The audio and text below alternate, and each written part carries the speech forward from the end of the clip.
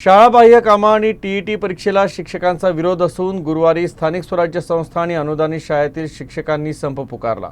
अमरावती जिल्ह्यात देखील या संपाचे पडसाद दिसले। अमरावती जिल्ह्यात शाळाबाह्य कामं आणि टीईटी परीक्षेच्या विरोधात शिक्षकांनी पुकारलेल्या बंदाला उत्स्फूर्त प्रतिसाद मिळालाय। जिल्ह्यातील स्थानिक स्वराज्य संस्था आणि अनुदानित शाळा 100% बंद ठेवण्यात आल्या आहेत।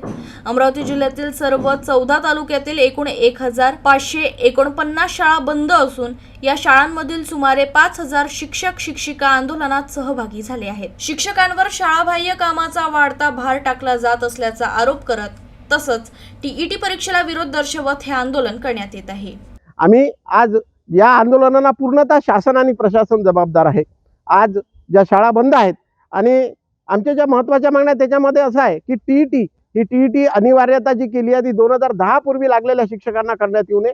आरटीई ॲक्ट जेव्हा लागू झाला त्यानंतर टीईटी ही लागू व्हायला पाहिजे, परंतु तसं न करता जुन्या शिक्षकांना सुद्धा टीईटी लागू करण्यात आलेली आहे। तसंच अशैक्षणिक कामाचा प्रचंड बोजा हा शिक्षकांवर पडतो आहे।